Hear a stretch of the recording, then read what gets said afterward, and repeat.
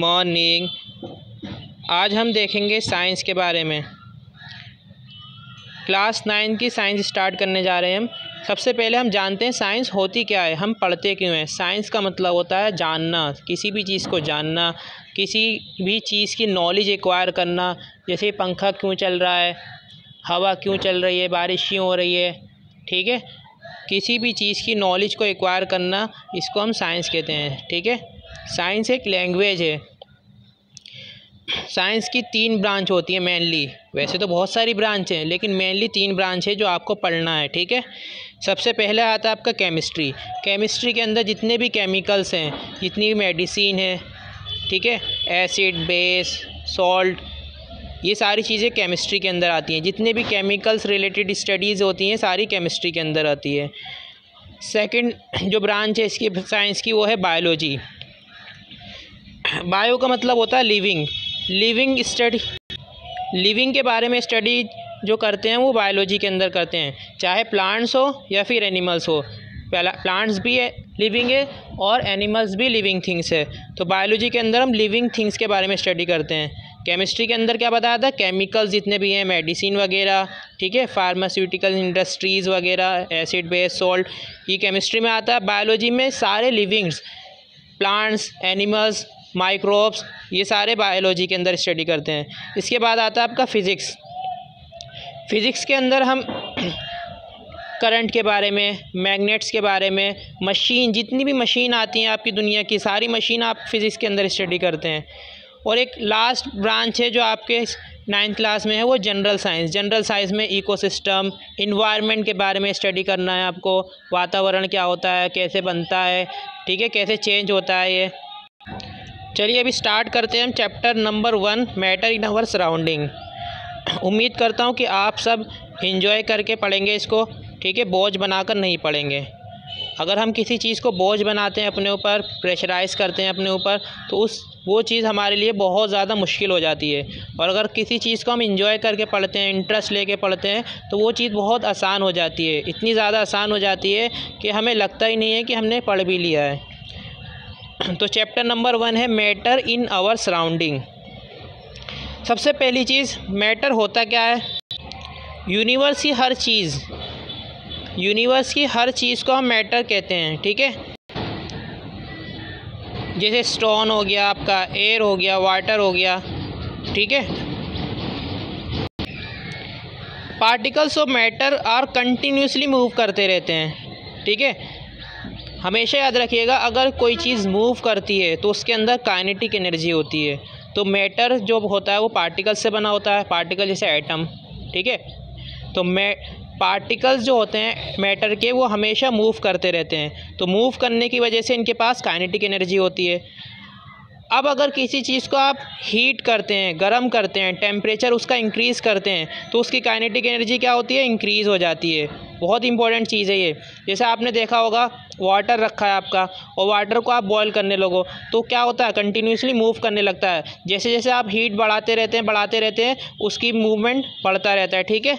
तो टेम्परेचर बढ़ाने से काइनेटिक एनर्जी बढ़ जाती है, याद रखिएगा। और काइनेटिक एनर्जी क्या होती है, काइनेटिक एनर्जी एक एनर्जी है जो पजिस करती है मूविंग बॉडी के ऊपर, ठीक है। इसके बाद है डिफ्यूज़न। अब डिफ्यूज़न क्या होता है, intermixing of particles of 2 different type of matter. 2 अलग अलग टाइप के मैटर हैं, उनको आप मिक्स करोगे। मिक्स करने के प्रोसेस को हम डिफ्यूज़न कहते हैं। और आप देखेंगे कि जैसे आप हीट करते हैं किसी चीज़ को तो डिफ्यूज़न बढ़ जाता है। इसका एग्जांपल ले लीजिए आप। जैसे आपको मान लीजिए एक सॉल्यूशन बनाना है वाटर और शुगर का। आप एक कोल्ड वाटर लीजिए और एक हॉट वाटर लीजिए। तो कोल्ड वाटर में क्या होगा, डिफ्यूज़न बहुत देर से होगा कोल्ड वाटर में, और हॉट वाटर में डिफ्यूज़न बहुत जल्दी हो जाएगा, क्योंकि इंटरमिक्सिंग जो होता है वो हीट की वजह से जल्दी होने लगता है।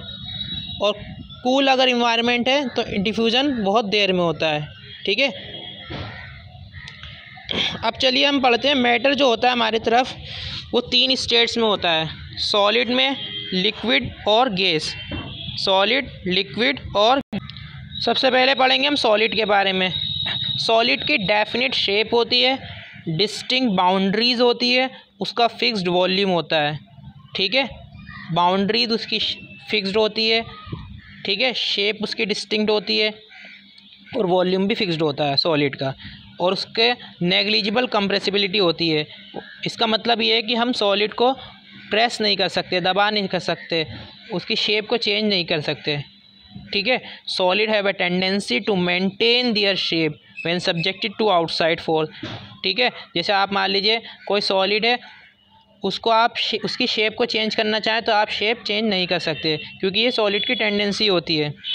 ठीक है, और सॉलिड एक रिजिड होता है, रिजिड मतलब सख्त होता है, कठोर होता है, तो अगर उसे आप बहुत ज़्यादा प्रेशराइज करेंगे, फोर्स लगाएंगे तो ब्रेक हो जाएगा। ठीक है, चलिए एग्जांपल बताइए सॉलिड का क्या होगा। जैसे शुगर हो गई आपकी, और बताइए।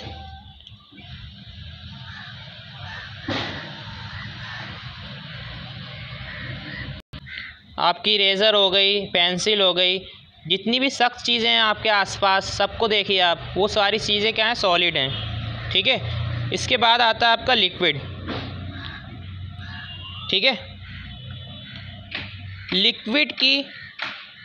लिक्विड का कोई फिक्स शेप नहीं होता। ठीक है, लेकिन वॉल्यूम फिक्स्ड होता है। लिक्विड की शेप जो है आपकी वो फिक्स नहीं होती है, लेकिन वॉल्यूम उसका फिक्स्ड होता है।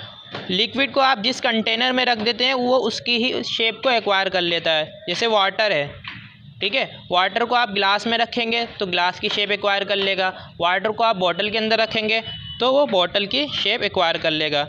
चलिए इसका एग्जांपल में आप वाटर ही लिख लीजिए। ठीक है, और बताइए क्या हो सकता है।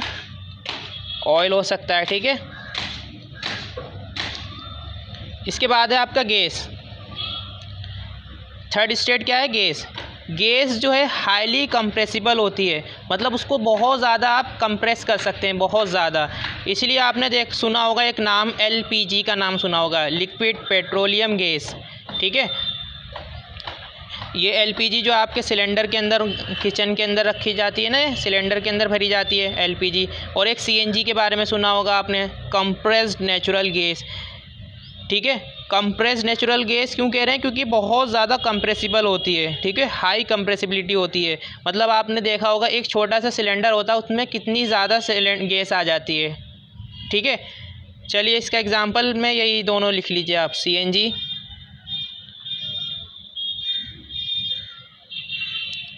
CNG, LPG। और अगर कोई एक जनरल अगर पूछे एयर, तो आप क्या कहेंगे, एयर। ठीक है, चलिए इसके बाद आता है आपका मेल्टिंग पॉइंट। मेल्टिंग का मतलब होता है पिघलना। मेल्ट का मतलब क्या होता है, पिघलना। सॉलिड से लिक्विड में बनना, सॉलिड का लिक्विड में बनने को हम मेल्ट कहते हैं, मेल्टिंग पॉइंट। ठीक है, अब देखिए जैसे जैसे आप टेम्परेचर इंक्रीज़ करते हैं, अभी देखा था हमने, काइनेटिक एनर्जी बढ़ जाती है।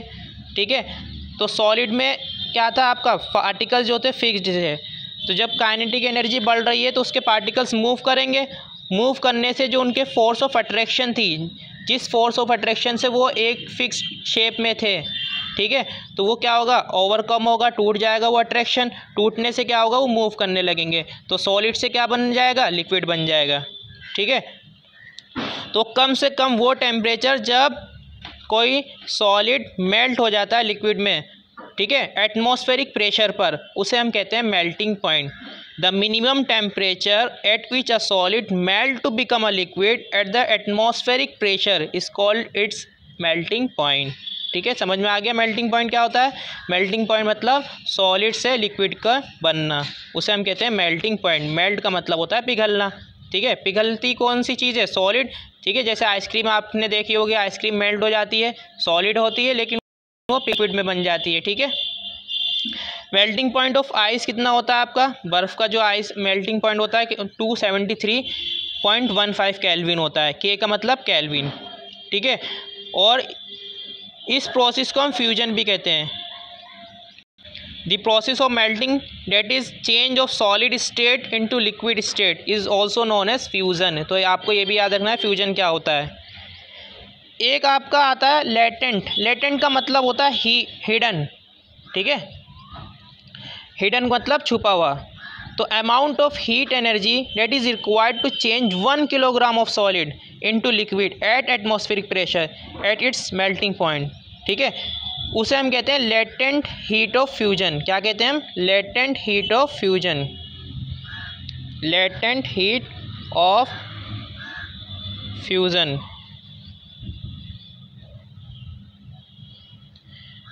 अब इसमें डिफरेंस देखिए, मेल्टिंग पॉइंट में और लेटेंट हीट ऑफ फ्यूजन में क्या डिफरेंस है। देखिए मेल्टिंग पॉइंट तो किसी भी चीज़ का ले लीजिए आप, कितना भी हो, 1 kilogram, 2 kilogram, 100 kilogram, 1 quintal, 1 ton. लेकिन अगर आप स्पेसिफाई कर दें कि 1 kg सॉलिड को मेल्ट करना है, सिर्फ 1 किलोग्राम सॉलिड को ही मेल्ट करना है, तब हम यूज़ करेंगे लेटेंट हीट ऑफ फ्यूजन, ठीक है। इसके बाद आता है आपका बॉइलिंग पॉइंट। बॉयल का मतलब क्या होता है? लिक्विड का एवोपरेट हो जाना, वेपर बन जाना, लिक्विड से गैस बन जाना। लिक्विड से गैस बनने को हम बॉयल कहते हैं, बॉइलिंग, ठीक है। When you supply heat energy to water, particles start moving even faster, ठीक है। तो इतने ज़्यादा मूव करने लगते हैं, वो फास्ट मूव करने लगते हैं कि उनका जो पार्टिकल्स होते हैं लिक्विड के वो ओवरकम हो जाते हैं, उनका जो बीच का अट्रैक्शन होता है वो और ज़्यादा कम हो जाता है। अट्रैक्शन कम होने से क्या होता है? पार्टिकल्स मूव करने लगते हैं और वेपर बनकर एवोपरेट हो जाते हैं, ठीक है। The temperature at which a liquid start boiling, ठीक है, उसे हम कहते हैं बॉइलिंग पॉइंट। बॉइलिंग जो है वो बल्क फिनोमिना है। बल्क का मतलब क्या है? जैसे वाटर है तो वो सिर्फ सरफेस पर ही बॉयल नहीं होता बल्कि पूरा अंदर से लेकर बॉयल होता है। बल्क का मतलब ये होता है। वाटर का जो बॉइलिंग पॉइंट होता है वो होता है 373 केल्विन। अगर हम इसे उसमें देखें सेल्सियस के अंदर तो कितना होता है? 100 डिग्री सेल्सियस। समझ में आई बात? अगर इसमें कोई भी चीज़ आपको समझ में ना आए तो आप मुझसे पूछ सकते हैं, ठीक है, कमेंट सेक्शन में। लेकिन ये आपका फर्स्ट इंट्रोडक्शन है, आपको इसको अच्छे से समझना है। इसमें कोई भी अगर डाउट है आपको, आप मुझसे पूछ लीजिएगा डायरेक्टली, ठीक है। Thank you.